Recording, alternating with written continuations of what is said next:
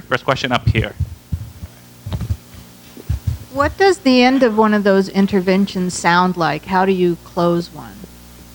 That's a great question. She asked, what does the end of the intervention sound like?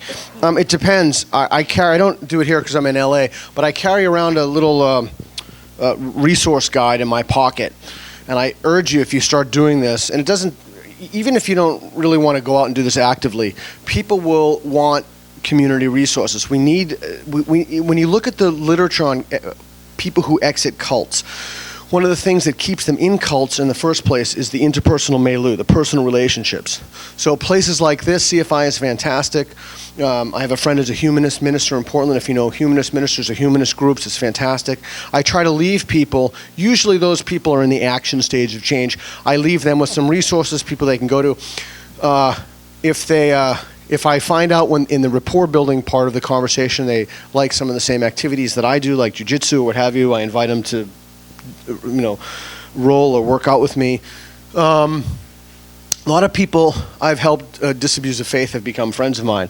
If they're in the pre-contemplative stage, in other words, if they're in the earlier stage, I can't give you a direct answer to the question, but because it's different. Can you kill those lights just a little bit? Thanks.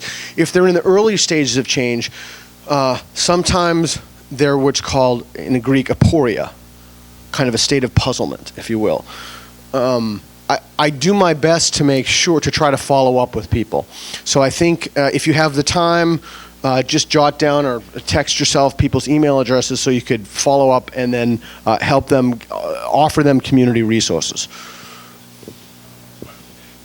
And then when you're done with the question, hand me back the mic and speak into the mic this way, not this way, otherwise it won't work. Okay, so I would ask this same question to a Christian missionary, and not to be confrontational, but why are you so concerned with poking holes in other people's faith? Oh, so the question is, why am I so concerned about poking holes in other people's faith? I'm sorry if I gave that impression. I don't want to poke holes in people's faith, and I'm really sorry if I have communicated that. I want the complete and total eradication of the faith virus.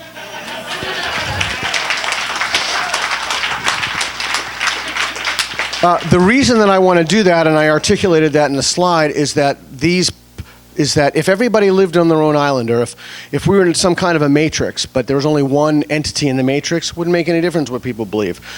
But we live in a democracy. People have been hurt. I can give a wide range of social and public policies, whether it's George Bush's praying and to invade Iraq. And by the way, if you've prayed to invade Iraq and you think God has told you to invade Iraq, it makes belief revision very difficult. It makes it very difficult for members of the homosexual community here. Or even at a more practical level, people like Rick Perry praying for rain.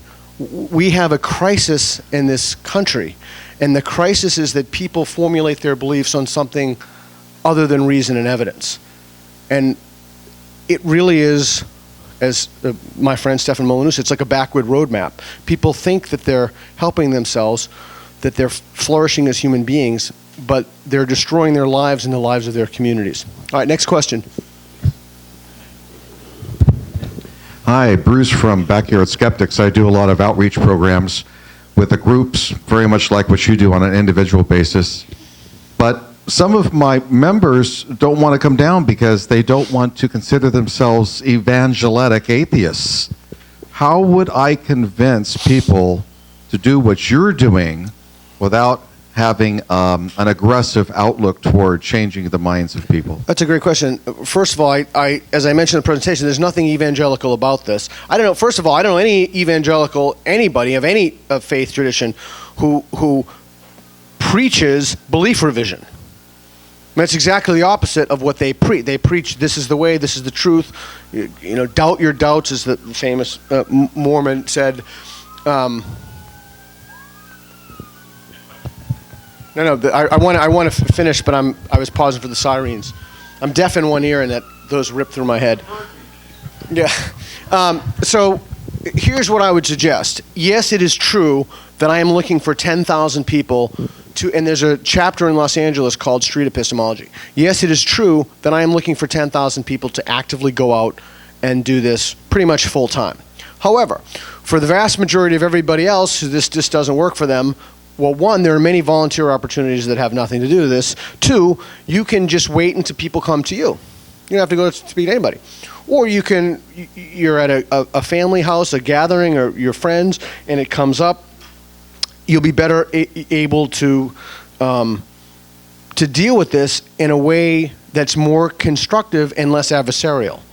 So if people don't want to do this, I wouldn't convince anybody to do this. People have to reach their own level of comfort. And maybe that's just a simple thing like maybe their loved one is a Mormon. I have people all the time say, oh, it was great, but my wife converted to X, and now I'm like, she's not sleeping with me and all this stuff. And well, street epistemology. People need to do what they're comfortable with. Yeah, next question. Yeah. Hi, I'm Bob Silence. I agree with the concept of epistemology and everything you said wholeheartedly. And because of that, the one glaring thing that should be a glaring thing in the room, and I'm sorry that Atheists United have such a nice logo, is in the word atheist itself. It goes right to the issue you're addressing about don't attack God because you're attacking the result and then they can do it. And so I really take exception to the word atheist, or for that matter, talking about God at all. So in terms of, I think now myself as a humanist, because that implies that the human mind has the power. So what's your question? To do the epistemology. So how do you feel about that? I mean, should we not ever even think about using the word God or atheism? We should be humanists, so that because all religions have humans. Yeah, I'm not the language police. I'm not going out and telling everybody what words they should use or shouldn't use. I also, there's considerable disagreement and debate upon whether or not atheism should be an identity. It's not an identity for me in the same way that not collecting stamps is an identity. So I'm not the language police, and I can't tell people. It is just not my place to tell people not only how they should identify, but words. I will tell you, it's really interesting when I speak before crowds. I speak for a lot of people. One of the things that always comes up is someone's always upset with the definitions of words that I've used. We need some basic definitions in order to move the conversation forward. And you're absolutely correct. The fact that theist is contained in the word atheist makes it confusing. And people think that there's a parallelism there. People think that just as the theist firmly believes in God, the atheist firmly does not believe in God. And I've said repeatedly, not only to me is it not a big deal if people believe in God, it doesn't make any difference. It's the underlying belief-forming mechanism. Not only is it not a big deal, but it's the wrong way to conceptualize the problem to begin with. All right, next question. We're going to come back up there, so I'll get you, and then I'll come right back to you after. So we're going to ask a question here. I'll come around now. I would like to thank you very much for working on this and presenting us with tools, because for many, many years I've talked to people who have religious beliefs, and what you've done in terms of breaking it down to the belief mechanism and faith is very important, and I understand that, and I really want to thank you for that. I have a few questions, but specifically in terms of when you said to that person that you were theoretically explaining on the airplane about what other superstitions do you believe in. When you said that, did they not get angry at that? No, because the report had, well, first of all, thank you. I will say very quickly on the comment, yeah, I wrote a book. People like it, don't like it, doesn't make a difference. But it doesn't do any good if nobody uses the book. So forget about reading the book. Use it. We have to give people the tools so they're going to use it, or this torrent of insanity is just going to continue. So it's not enough that you read the book. That's like step one. But no, almost never the people, and I'm always asked this, how do you do it? So that people, how do you have the patience to do it? I don't know the answer to that question. Maybe it's that I've taught for 25 years in overcrowded public universities, and I've heard just about anything anybody could possibly say. But I really think that part of the other thing is being genuinely open to revise your own beliefs. And in fact, when I do these interventions, if people say things that I don't know, the first thing I do is say, I don't know. And I do that almost with a sense of pride. I do that because it's a type of modeling, so that I've modeled I don't know, so that makes it okay for them to say I don't know. Again, I've set the tone for the intervention right from the beginning. Thank you for the question. Can you tell us why people would even let you into their church or temple or mosque? I'm amazed. Ask Ian Dodd. Was he here? Oh, you mean for the Reason Whisperer? Oh, yeah. It's we're going to have a trailer up in about a week, and it's on Facebook, The Reason Whisperer. So here's what I do.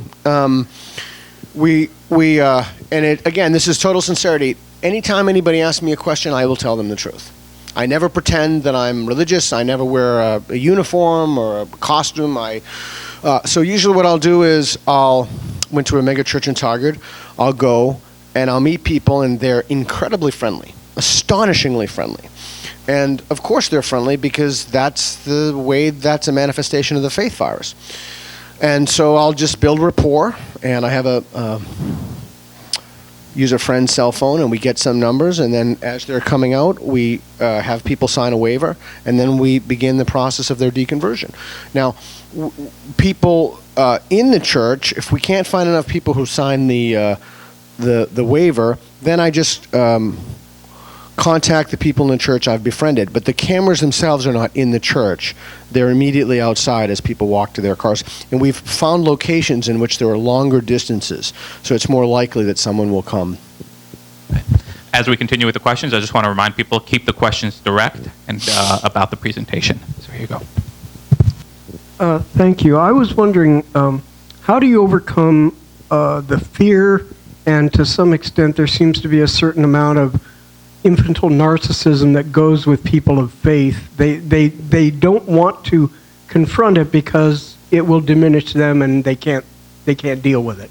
How do you confront that fear? Not sure I understand the question. So rephrase the question if you don't mind. Yeah, it has been my experience that a lot of people who are devoutly religious and so forth are afraid to or to deal with anything other than their belief system. So if I were to ask them, why can you not see this any other way or something, they'll tell you that they will deny every... Yeah, okay, there you go, boom. The words that you use, why can't you not see this in any other way, that invokes a defensive posture. So there's a great little book that I'd recommend, John Loftus's Outsider Test for Faith. If you haven't read it, it's great. But that I've been using this for about a year, some of these techniques of attempting to help people to realize that the beliefs they have are indeed delusions by helping them to understand that the beliefs that other people have are delusions. And then I'm always careful that I let them come make their own inference. But again, a lot of that comes in the first few moments of rapport building, and it's words that you use. And I just gave a few words that you use, but the tone and the phraseology are extremely important in that.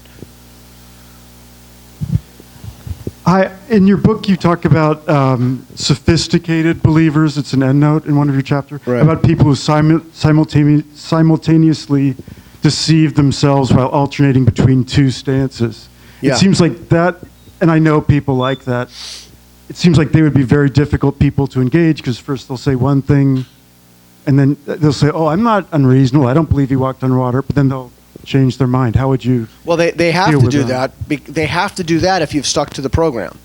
If you've gone off and talked about abortion, well, they don't have to do it. They're off the hook, right? They have to resort to non-epistemic defenses for their beliefs. Look, if one holds a belief on the basis of faith, by definition, that means you don't have enough evidence for it. The confidence value you have assigned to the belief is insufficient to warrant the belief. That's why you use the word faith at all. Faith is the word that people use when they don't have enough evidence for something, but they're just going to believe it anyway. It's an epistemology. So that's why, for example, to get back to the gentleman's question, I don't know where he is before, but that's why when you're engaging people of faith, they'll have to have a non-epistemic defense. In other words, they'll have to be offended, be insulted, cry, be hostile. Of course they have to. There's nothing else they can do other than change their mind. And the reason that they have to do that is because the degree of confidence in the belief does not match the evidence for the belief. So there's nothing else they can do, But again, even getting there, you have to stick to faith. That's the one of the deliverables I'd love to leave everybody with. Do not taint or contaminate these conversations with anything else other than what we're talking about. Anything else is a distraction, and you will not help somebody.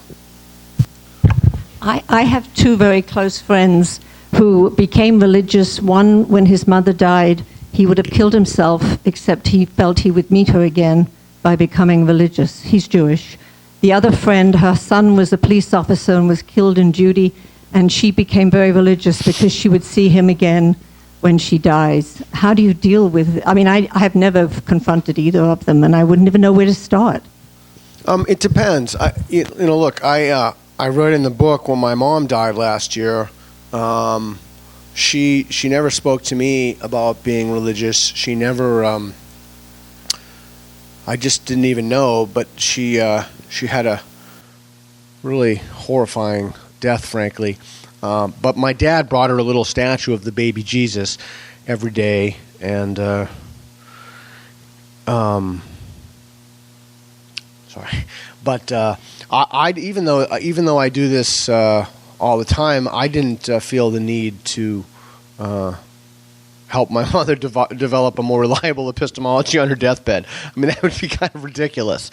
So you need to triage, in a sense. You need to find the cases in which people's lives are the most dangerous or the most damaged, and then go from there. I'm going to move on to another question and remind people that keep the questions quick, direct, and about the topic. Have you ever tried using any of your techniques? Where are you? I'm not seeing you. Yes. Okay. Oh, there you are. Okay. Yeah, okay. Hi. Have you ever tried using any of your techniques to deal with followers of Indian religions such as Hinduism, Buddhism, Jainism, etc.? Yeah, I have. I've found, in fact, I just did an episode in a temple. Yeah, I have. I've found that okay, so there's a hierarchy of degrees of difficulty of this. The absolute top hierarchy, bar none, my lowest success rates are Jehovah's Witnesses. Wow, see that? There's something that must be particularly virulent about that strain of the virus that makes it difficult to dislodge. I mean, I have an extraordinarily low success rate with them. In fact, my editor was telling me I should write a whole book on just how to do Jehovah's Witnesses interventions, and I told him I'm not qualified. Yeah, Indian religion, Hinduism. So when I do that, usually I seek it out. Hindus in this country are not proselytizers. So I have gone into temples, and I have reason whispered to people using these tools, the Socratic method. Here's part of the problem I find with that. And I just was talking to somebody about this on the way out. I was just talking to Buck Bowen, great job, about this on the way out before the show, is that if somebody doesn't speak English as a first language or isn't really fluent in English, these are really, really hard. Like, I tried to do this at a Buddhist monastery, and the people, one step up above broken. It's incredibly difficult to do broken English if English isn't a first language. But yes, I have, and yes, they've been reasonably successful. And which one of the things that I found, at least in this country, when I do this with Muslims, those interactions are always friendly. I've yet to have a single Muslim student who's gone ballistic or upset. I think that's a myth, Frank. In this country, I can't speak to other countries. But yeah, I have, and it's worked very well.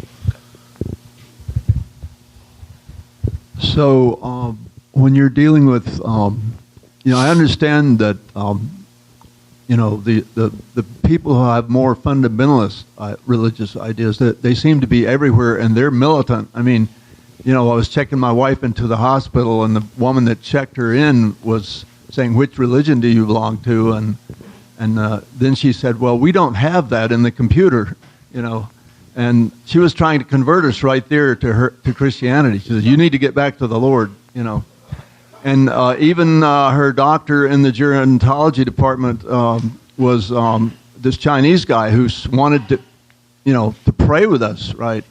So we're surrounded by people who are very militant and who have very dangerous ideas on the one hand, but then we have the other people, the Unitarians and very I liberal. have to ask, what's your question? Okay, I'm making a comment. My question is, do you see a difference between the very liberal people who we might work together with on certain common causes, and do you treat them any differently? You got to get rid of that notion. Seriously, you have to get rid of that notion that there's somehow these liberal. It's the liberal believers, and frankly, at the risk of enraging, the Unitarians that I have the most difficulty with. I have the most difficulty with them for a number of reasons. I think many fundamentalists with whom I've dealt are incredibly sincere. You are going to hell. That is a person that I can hang out with and have a beer with. It is. It just is. Because those people are very sincere. Yeah, they're very sincere with their beliefs. They say what they mean. They don't obfuscate. They don't use language that's phony or fake. I have problems with people who are inauthentic, insincere, and phony and fake. And I find a lot of the quote-unquote liberal believers, they don't believe that nonsense. And they're not sincere and honest about their beliefs. And they're giving cover to those people who are fundamentalists. We got two more questions, and then we're going to serve. But in the meantime, please do not get up in the middle to serve yourself until we're done. We got two more questions. Just please, a little bit more patience until we're done. Yeah, I have a very short question. Have you ever believed in God yourself? No. Well, maybe when I was like 4 or something, but no, not really. That was quick enough. I'll get this one back here. Okay. I take issue with your that faith is a virus. I think that people are just brainwashed. They're born into it. They believe it. How do you move somebody who's so brainwashed and doesn't have a virus, because that you can cure, who's so brainwashed that they can't really think rationally? Okay. Perhaps I should have been more clear. The idea that faith was a virus did not originate with me. Dawkins has talked about it. Brody has talked about it. Darrell Ray, who has a number of books, The God Virus is one of the books, has talked about it. So I certainly would not want to take claim for such a marvelous and descriptive idea. I think it's helpful to think about faith as a virus not only at an individual level, but it really is how it spreads and it's contained with vectors, but on a macro level, epidemiologically. And that's the first answer to the question. The second answer to the question is, what I've given here in this talk is just chapter 4. This is not enough to do what you need to do. These are just blunt strategies. You need surgical tools to do the rest. And the rest is a combination of something, again, pulling from diverse bodies of literature, and my primary treatment modality, which is the Socratic method. So that's what I use in conjunction with this. Do we have time for one more? One last question over last here. Last one. Hi. Hi. So I guess most of the activity that you're engaged in is one-on-one, kind of casual conversations. You say you go into churches, so I'm wondering, or places of worship. So I'm wondering what the ministries there think that they're getting out of having you deal with their congregation. Oh, they have no idea who I am. I mean, I don't wear a T-shirt. Street Epistemologist. Thank you, everyone. Thank you very much.